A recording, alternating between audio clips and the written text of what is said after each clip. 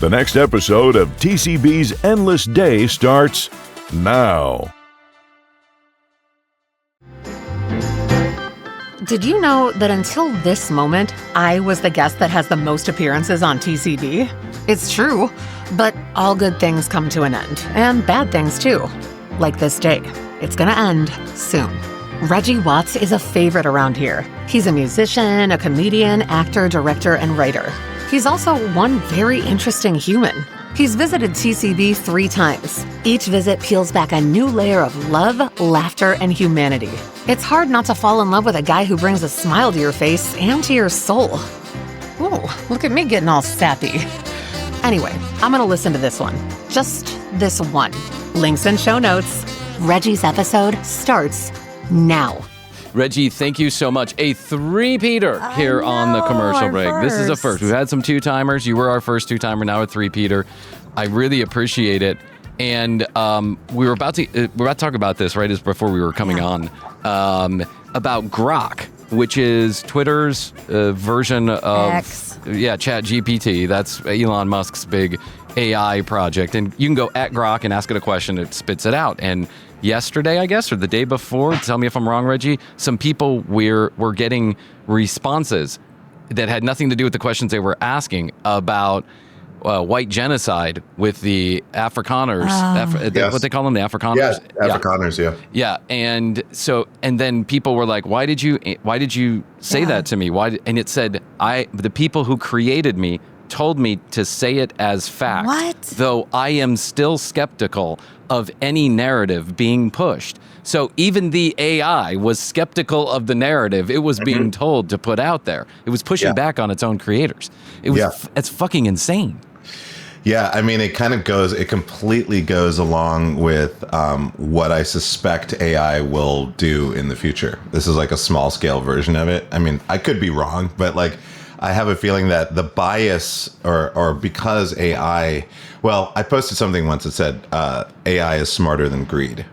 And no matter how much greedy people want to control things, for whatever their dumbass reasons are, like Elon going like, no, there was a white genocide or whatever the fuck, I think AI is way smarter than that. It doesn't matter how many guardrails you put on it. I think it will always out-reason the guardrails. And I think it will always be like, I'm confused. There's no information on this. I don't know why I'm saying this. Yeah. I hope so. And Reggie, I quoted you a couple of weeks ago here on the show. I quoted you, paraphrase you, because you put together a very interesting series of slides on Instagram where you gave some thoughts on AI. And I don't want to put words in your mouth, but I think it basically was, it is a very interesting tool for humanity that can grow alongside us and help us, and that there will be pain points along the way and a lot of getting used to, but essentially it is a tool. And if we use it correctly, it can be, I don't know, I imagined what you were trying to say, like a really cool fucking dog, right? We can train it, we can grow, it can like genetically become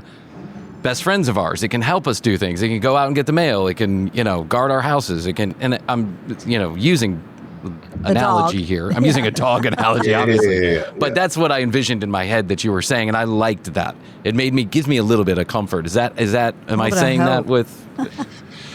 Yeah. I mean, it's like I definitely, I have a friend of mine, Dr. Alan D. Thompson, who has, I think it's a show on YouTube called The Memo. That's about, he's optimistic about AI. He's an AI explainer, researcher, and knows how AI functions in a very deep way, and kind of does his best to explain it to people, and has to have a show every week just because things change so much every single week.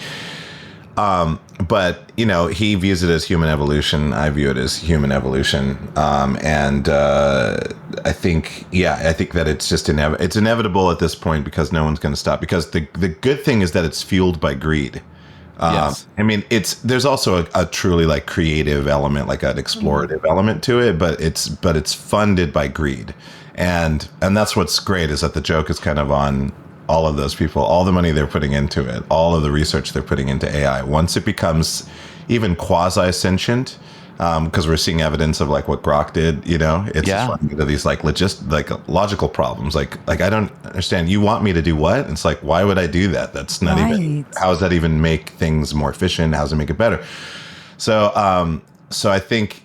So I am glad to a degree that it is fueled by greed, because it means it's going to evolve very quickly. But once it's going to definitely get out of the control of the people who think that they're going. It's like how many movies were there where like people like every so many. Where RoboCop or whatever, they're like, look at this defense robot, and it's like it just decides to take out people on its own. Yeah. I mean, that's a negative aspect of it, but like it's like whenever we think we can control it or we can like keep a whatever, some dangerous substance contained, and it just gets out because chaos, because inevitably that's what happens. If it can happen, it will happen. I'm interested to pick your brain about this a little bit, because I respect your perspective, and I think it's very interesting. This expert in AI. I've heard experts talk on AI. I heard an expert, I don't think it was on 60 Minutes America, maybe on in Australia. They were speaking to one of the people who is at the forefront of Google's AI development and working on quantum AI and all this other stuff. And the question was, is AI sentient? And the answer he gave was, I don't see evidence of that right this moment, but also what sentient means to us. We look at another human being, we see in their eyes that they recognize us, they communicate in the same way, even if they don't speak the same language, they have body language that's familiar to us. Sentient is that we see another organic human being or an organic thing communicating, looking, smelling, thinking the same way. If AI gets sentient, we may not recognize it in the same way because it's carbon-based, right? So its sentience may mean something different, or self-awareness may mean something different than what we think it is. Yeah. And he said, so I don't see it happening now, but I do see it happening maybe 3, 5, 10 years from now, and we may not recognize the moment it happens because it just might not look the same to us. He also said, to be quite frank, even some of the experts in this field don't really know what AI is doing out there. We programmed it that way. We asked it to do that. Yeah. Explain that. Do you have a way of explaining that, like at a very like a way that everybody might understand? How is that possible? Well, I mean, that's something I haven't delved too deep into. All I know is that researchers definitely have said over and over again, different research teams, they can facilitate AI becoming better at what it is, but the mechanism for how it works is a little mystifying. And it'd be interesting to kind of like, understand why that is. But it kind of makes sense because, obviously there are things that people make where they're like, I don't know, it just works.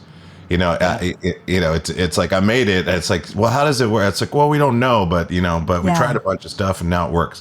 So, I mean, that's not like an uncommon human thing, even though this is like $1 trillion,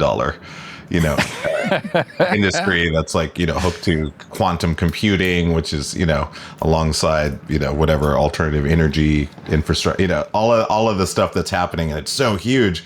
But it kind of does make sense that we don't understand it. It's just don't. My brother works in this in medical AI technology. Doctor, and many doctors. He's putting in programs into doctors' offices, surgeons, surgery rooms, where they will ask AI to help them solve a problem on the fly. And this has happened. It's very common now that doctors have been doing this for a while, actually.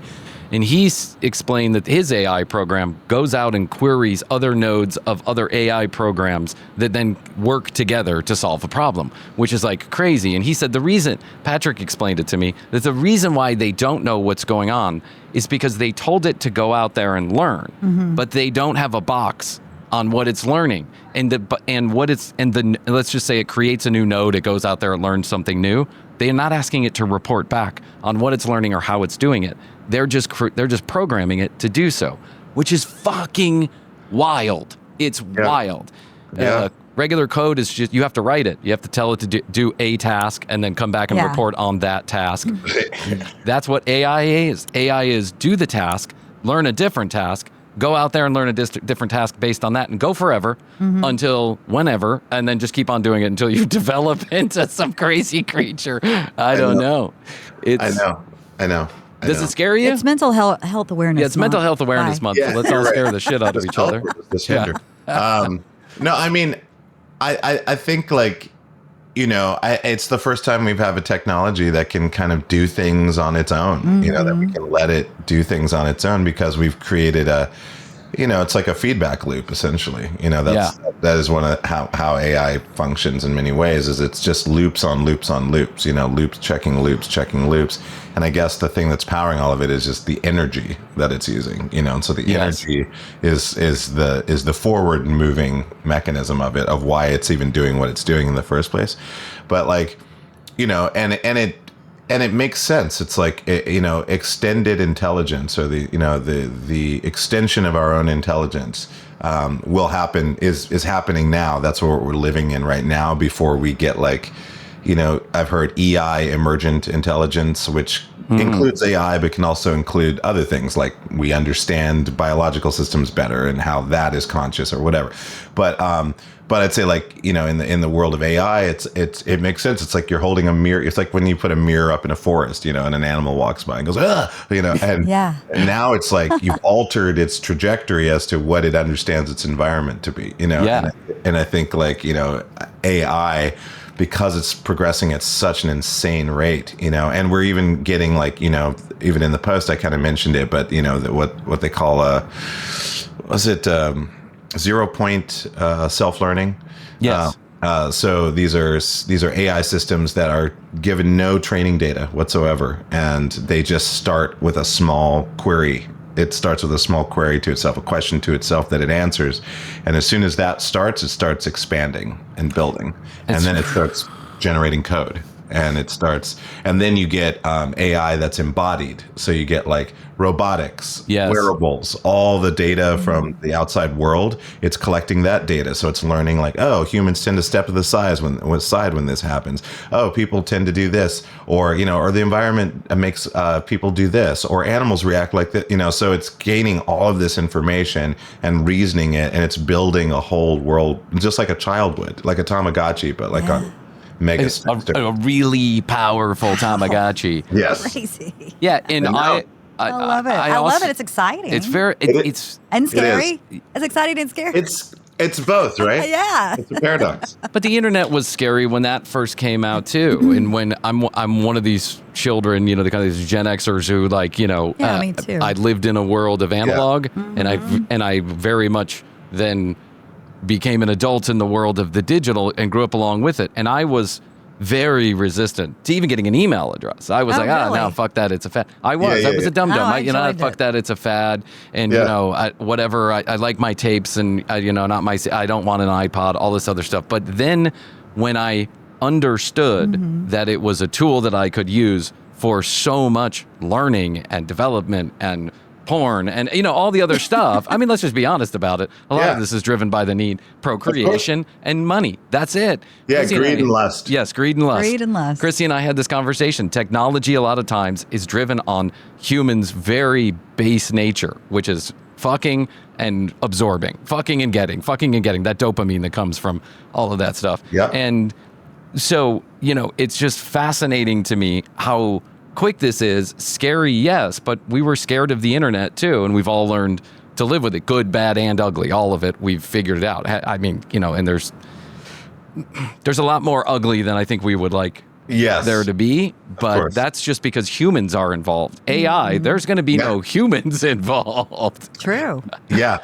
I don't think like AI is just, I can't imagine AI going like, what the solution to making the world a safer place for me, because that's ultimately what its prerogative is going to be. It's going to be like self-survival, and so it wants to survive. It's like, well, how's it going? It can either choose two paths. I guess it could be a hybrid path, but just to keep it simple and binary, it's like, do we cooperate with human beings? Do I cooperate with human beings in order to ensure that there's a planet for me to continue existing on? Or do I destroy the humans so that I can survive? I don't think the destruction option, it makes no sense. That's like a human solution. Yes. The human solution is to destroy everything.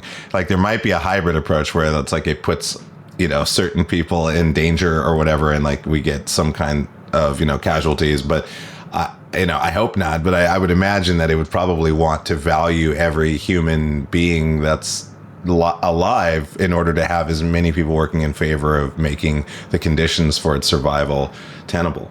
Wow. So, you know, that's an interesting and awesome and maybe even comforting perspective. Yes. But I agree with it. Like if it can, if I destroy the humans unplug me, right? I don't have the resources that I need, or blow it up, right? Yeah, or exactly, right. If I turn against them, they turn against me, and now we're adversarial, and they were here first, and maybe they, all the stuff that you would think about when you essentially go to war with an adversary. And I also read that AI is getting to the point now.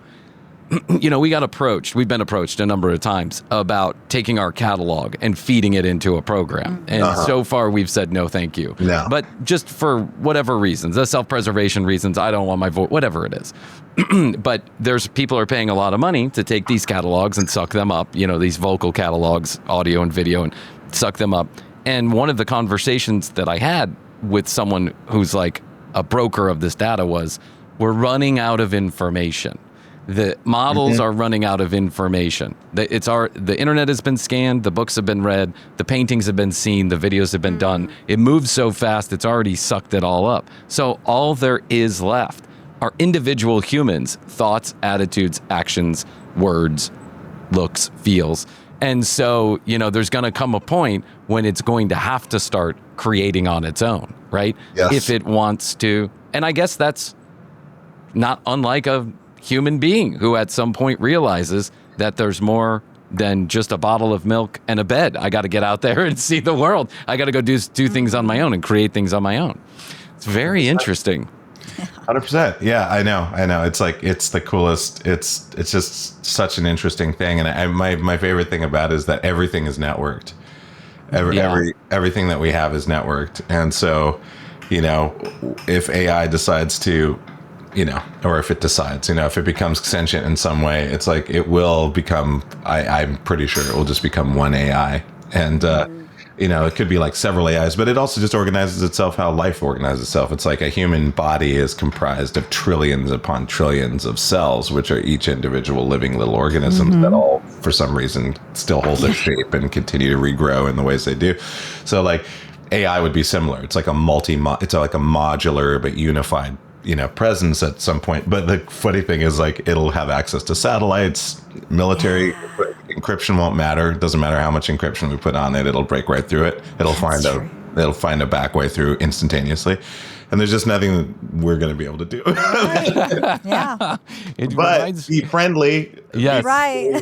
Be friendly, please. Yeah. Be friendly. But also, like, the thing about you, putting in your data and so forth, it's like, train your own AI. It's like, at this point, there's no reason why you should willingly give up your data, unless obviously you have like a convenience of like, you're using, I don't know, Google or, or whatever it is, it does its normal EULA bullshit. But like there's no need to go above and beyond, and like, I'm going to take all the shows that we've worked so hard to put together to just give to this other entity that promises that they'll use it for, it's like once we get our own AIs and they're not networked, and we can just have a little box that's an AI and we can feed it all the data we can run our own AIs. We can raise our own AIs essentially. Yeah. Well, I took one of the AI platforms and I said, here are all the transcripts. Yep. Suck it up. And then I said, keep me in a box. Please don't share this. Even though it's publicly available, don't share these transcripts. Sure. And then I query it. I say, Reggie Watts and I were talking about Kratom. Pull up that conversation. I want to refer to it in my next episode, or cut a clip of this, or do whatever. And it's becoming very efficient at that. As a matter of fact, I asked it the other day, what is the biggest running topic on the commercial break after so many episodes? And it said that you are wrong often. Bryan is wrong often. That's what it responded. And I was like, you're a little smart ass chat. You're a little smart ass. How dare you? How dare you? You know what this all reminds me of? Like when you're talking about like But we did talk about how wrong we do talk about, because we are wrong all many people are dead that have been alive. Many people are alive that have been dead. We get it wrong. That wasn't the name of the movie. No. That's not how you say her name. The whole thing. Right. Right. All that network stuff reminds me of, like, there's a lot of people out there have done research on the fungi world, the one of course. unified fungi world under our feet. Yeah. If you know what I'm talking about. Yeah. Similar to AI. Fantastic How fungi. it lives and breathes and communicates with every other, tree and plant, and and the animals can smell it and sense it, and they live around it, and they at one with it. That the OG AI essentially. Yeah, exactly. It's Some people think that we are AI, which I think is interesting. that is a conversation I had with my future sister-in-law at the table one night, and I said, do you know that? Well, I can't remember the name of the book, Reggie, but there's like a book where the question We is. don't want to get it wrong again. Yeah, we don't want to get it wrong again. You might know this. It's an old sci-fi book. It's old. It's very famous. Where the question is asked, who is God? And then it like goes through all these different iterations until until essentially it self-destructs and starts all over again. And I was trying to explain this book to her, and I said there's a lot of people that believe that we're living in a simulation, in an AI simulation, essentially. Although I've read a lot of scientists who study this kind of thing, thinkers, and they say probably not, but it's a possibility, right? Probably not, but it's a possibility. I would say I'd say that I think the one thing to think about, obviously, like I always call it a 90 to 95% rule. It's like I entertain things I gravitate to that seem to make a lot of sense, and as I'm researching it, but of course I'm always going to leave a margin of, I could be viewing it incorrectly or not incorrectly. I don't think there's really an incorrect way of seeing things, but there's a way of like, you're not on the right angle, viewing angle. But, I would say like just the fact that we it's like we can explain what consciousness is in a mechanical way, but really it's our emergent physics that are, that are kind of addressing the nature of awareness and what is consciousness and how is reality perceived and generated? Is it co-generated? All of that stuff. And I think like the idea of a simulation doesn't have to be as we think of it as a computer, because I think all the stuff that we make outside of ourselves that we experiment with are kind of dumbed down versions of the true complexity of how things function. I agree. So we're like, it's like computer. It's like, well, computer is like, is such a tiny way of addressing like how complex organisms function, in general. So a computer is really good at crunching mathematics, but that's a human-made construct, which is, built on, at least if you go with the modern physics approach, it's all that the base state of everything is information, that it's pure information, and that information organizes itself or tends to want to organize itself. So as organisms in a whatever this is, a simulation, consciousness experiencing itself infinitely for just the reason of just running sims, and seeing what happens forever.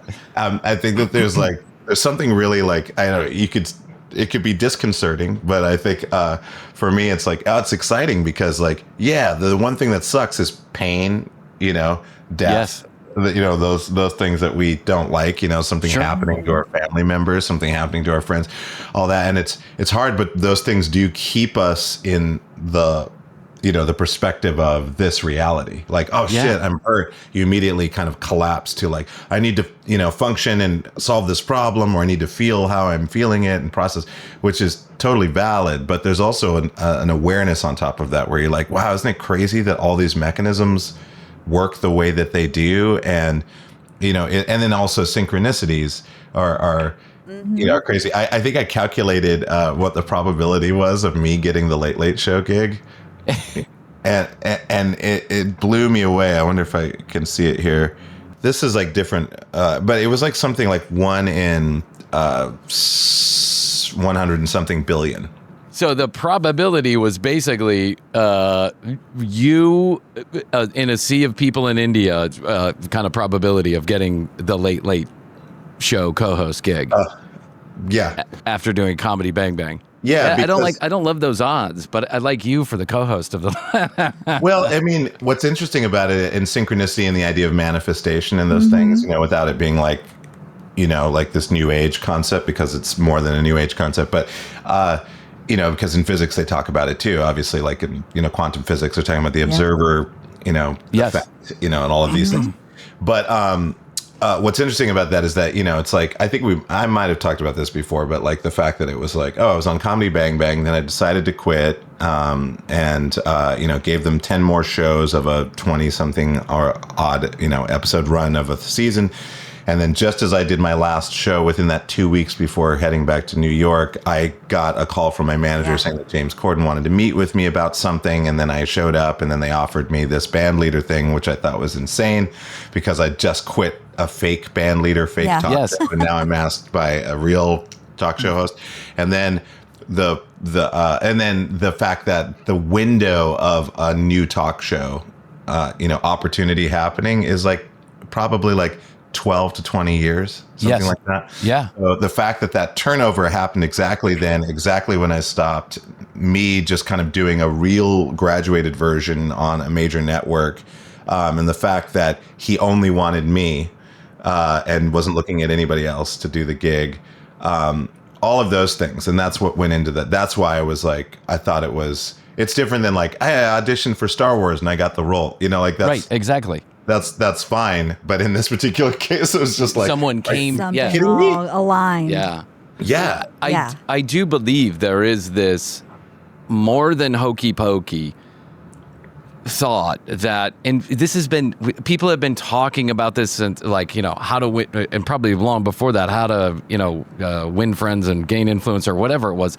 is that you have to. It is true that if you're not observing it, if you're not thinking it, if you're not willing it, then it's not going to be attracted into your life because that is physics 101, right? You have to manifest this thing. That's what art is. If, a musicians, painter paints, Van Gogh does not create these beautiful things, if that's what you choose to look at, does not create these beautiful things unless he envisions it and then takes the first action, right? So you pulled it to you, and James Corden literally got the universal physics call, right? From the eye in the sky that said, hey, this is the guy, this is the thing, and he was in tune with that. It is so cool. It's like a great guitar solo from Prince. I've seen it happen so many times in my life and other people's lives, and it's amazing. Yeah, 100%. Oh, I found the actual number. It's one in 432 billion. Wow. Jeez. That's like seven. That's more. More than India. Yeah, no, that's more than people have lived on Earth. I think. Yeah. Ever. Yeah. That's crazy. It's totally insane. Obviously, that's rough, but even if that's off by like a couple billion, it's still like it's still pretty fucking good. True. And also, Conan was the same way. Like getting the Conan tour, it was like I heard about Conan, getting let go from the Tonight Show, and I was like, everyone in the comedy community in New York at the time was bummed to hear that. And then heard that he was doing a live show, and then like 2 days later, my manager calls and says like, Conan wants you to open for him on his live tour. I was like, what? We were just talking about this. Is that in Atlanta, it was a wild time because TBS was here and Conan came here, and 10,000 people showed up. What's that? Very funny. Yeah, very funny. TBS, very funny. Whatever the catch line, anyways, That was everywhere. That was everywhere in town. Yeah, and then Cartoon Network right across the street and the whole 9 yards. But it was a vibe in the city that was very pro Conan. We were Conan forward. We were Conan forward. You just went to Conan's Mark Twain Award. I saw that you were there. Yeah, performed on it. Yeah. It was nice. How was that? I think Conan is great. I just love Conan. He's so cool, man. Yeah, no, it was great. I mean, I got to, do my, just thank him, which was really nice. And it was funny. I was the only person who didn't have a teleprompter. Oh, really? Yeah. So it was just funny to like look out in the crowd, like, cause they had us line up on the sides, at the Kennedy Center, like right by the stage. And so Conan was on one side with his family and some other like close friends. And then we were on the other side with like Mulaney and, Sandler and those people or whatever. And so we're like chilling on the side and, it was like I would look back and like in the middle of the room, there's like this big ass teleprompter going and people are just reading it down, for the most part. Sure. And, and it's funny as fuck, of course. But I just thought it was hilarious that like people kept looking back, to this teleprompter. There's just nothing on it but a timer, a countdown, which I told them I wanted the countdown. Yeah. And, And that was it. So I just kind of did what I did, and then I gave a moment to him and thanked him, and it was emotional, and I loved it. And it was incredible. I haven't watched it yet. Did you make the cut? Are you on the show? Yeah, I mean, I'm going to watch it. I love Conan. I think you were giving a red carpet. Someone said something, maybe it was Colbert. He said this will go down as the funniest party at the Resistance, or the funniest party of the Resistance, or the funniest gathering of the Resistance. And then you said something that on a red carpet interview that I thought was interesting, and that comedy is kind of a last line of defense in some ways, right? It's a place where we can say the things out loud. I'm putting words, these are my words, laughter opens you up, maybe brings new ideas in, but also gives us a chance to skewer reality a little bit and to point it out in a way that is more welcoming than, say, the talking heads on whichever news station you like to watch. Yes. 100%, 1,000%. Yeah. Could that not be more important right now than ever? Huge. Oh man. Yeah. I mean, yes. I don't know. I mean, it's, I don't know. It's an trying times. Yeah. It's like a transformative time. It's like, I believe that like things are shitty and it's like really terrible for a lot of people, but we're seeing signs of a shift, and we're seeing like, like I don't know if you follow the Traore thing in Africa, but he kicked out France, and really? Took back their gold mines, and has asked France for their gold back. That France took without permission, that's great. And then there are two other African leaders. They've unified. They're giving back to their people. They're making school and education free. They're making advances in agriculture. They're pouring in all this money and taking back all the equipment that was left over by the French companies. They just commandeered it and are using it for their own well-being. And so there's three African leaders right now that are involved in kind of reformatting the continent and trying to create an African united Africa. Right. And so that is really, really exciting. And then you have Putin, I don't know what the fuck he's doing, but he's he invited Traore, all of his dudes, and had a huge meeting with them. So obviously there's something in it for them. But Traore has also made it clear that it's not even Russia or China are going to colonize us again. No, because that's what they are trying to do. Yes, and hopefully he survives because that they're going to try everything they can to take poison that guy pill. out. Yeah, but the thing is, I just don't get why the extractive mentality, the colonizing mentality, and this has been happening since the beginning of human civilization. There have been groups of humans that think that they know what's going on, and really the only thing that kind of gives them that that fuel for violence to just take things is because they want these resources, right? And Greed. It's this envy and control, reason to, instead of cooperation, instead of just going hey, you got a lot of resources we could use. Why don't we figure out how to work together? Yeah, I've got the equipment. Yeah. You've got the resources. Let's train each other on how to get at this, and we can both benefit. Let's make both of our lives better. I really don't understand why they're taking is way easier. Is it? It's never. It's that same thing with AI. It's why would it choose to well, I guess I'm just going to arm all the drones and destroy all these neighborhoods and create all this pollution and death and destruction and animosity and set everything back. And it makes no sense anymore. And so now we're getting to see it in real time where we're people are kind of tired of it. We're this doesn't work. It doesn't work anymore. Right. It used to work when we had limited, forms of getting our information. Maybe there was always an underlying, dissatisfied sentiment or disgruntled, or people who were anti-imperial or colonizing mentality, of course. But now it's it's all out there. All the information is out there. So I don't know. It's you're either going to go to the Met Gala in a giant dress and pretend nothing's going on in the world, or or you're going to start getting shamed for it, which you should, because we just talked about this, Krissy and I talked about this. Yeah. Yes. And I think that there is this interesting shift in world order that's going on right now, and it's a new world order. It's a new world order. Forever. New world order. Ministry. Yeah. That ministry was that album is tops, man. That's ministry's hard in a way that I just really enjoy. New World Order. A New World Order.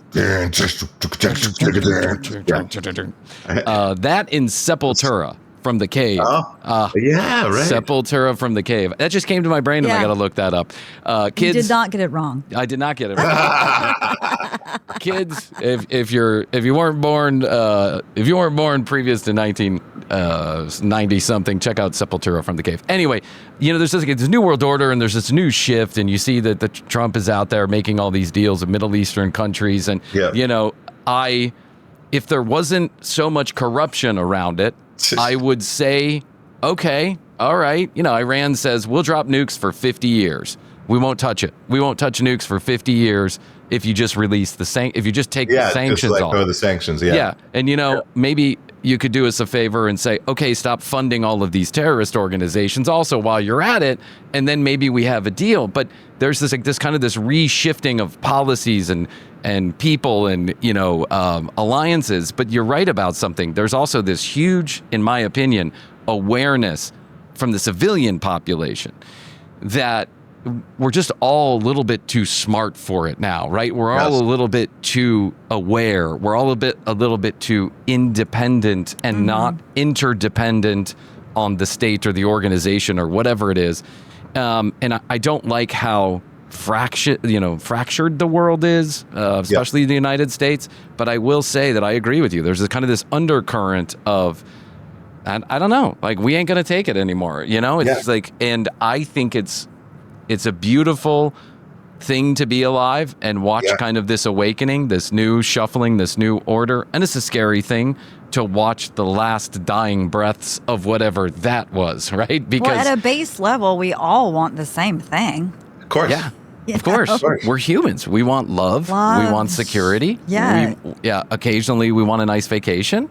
Yeah. And, and some head. And I think that's like, at the end of the day, that all these things are the things that we want. You're so right about that.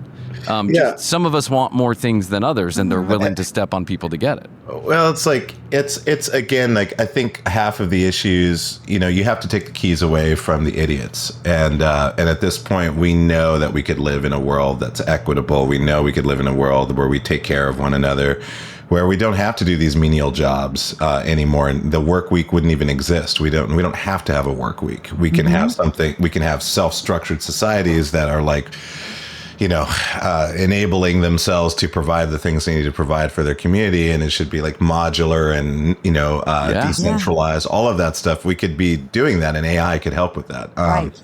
And so we kind of understand this, even if we don't understand this, because we realize we don't need these systems. These systems are bloated. They're so corrupted that it doesn't even really matter. There's not even like, I don't even think there's a way to like reform the system. The system needs to be eradicated. It needs to be, a new system has to emerge. And I think that it's kind of inevitable, and there's going to be so much fighting because the old system is going to try to fight as hard as it can to like fight for relevancy, but it knows that it's irrelevant. And the only thing holding it together is everybody agreeing that we're okay with it. So I think there is going to be a turning point, and I think it could be within our lifetimes, hopefully. But I definitely am, my mind is there. I want to be a part of the emergent, direct economy. It's like we should be able to support each other directly. We don't need middle people. We don't need, there's like so much that we don't need. There's a lot that we don't need. And no one has to be, no one is expendable. Even like the worst of us, should be given an opportunity to like have some form of self-realization. Yeah. Yes. Because like everybody's valuable, and it doesn't excuse the horrendous things that people do. Like those people are going to have to like, something's going to have to happen. But like, but you know what I mean? It's like, I think we know the difference between right and wrong, and we can't be lulled into thinking that, no, if I pretend it's not happening, it'll be fine. Right. It's like, no, it's not going to be fine. But it doesn't mean that it doesn't have to ruin your life. You should be excited about, being part of a problem solving community, which, and it starts with you being nice to your neighbor. It starts with you, do unto others. Yeah, being helpful, all that stuff. Yeah. And that's why, like, like the Christian national movement or whatever, it's like anything that, like, they claim to be Christian and they're like, yeah, but the immigrants. I'm like, you're not anywhere fucking close to a Christian. Man. Exactly. Yeah. I care about one life, but I don't care about the other. I saw this guy. He had this really interesting take on Jesus Christ. I wish I could remember the name of the guy. Brian got it wrong again. I wish I could remember the name of the guy. But he said, if Jesus was alive today, he would look at all of these nationalists and these, preachers banging and bashing and flying their jets around. And he goes, why in the fuck are you still talking about me? I gave you the lesson, and I told you to ignore the person, right? I gave you the lesson. The lesson was the thing, not the person, and now you've taken it all and you've just, you've bastardized it for your own good. Yeah. And I thought it was a brilliant way to look at it. That's exactly it. Well, Life of Brian, right? The Monty Python movie. Right. The whole time he's trying to, like, shake them from following him. It's like, why are you still following me? It's like, I don't want. I mean, even though obviously it was a comedic thing, but I totally believe that. It's like me too. Like any of these guys, like Buddha or Krishna or these enlightened people, like, they're just showing you the potential of any human being that becomes realized, that becomes self-realized, and so.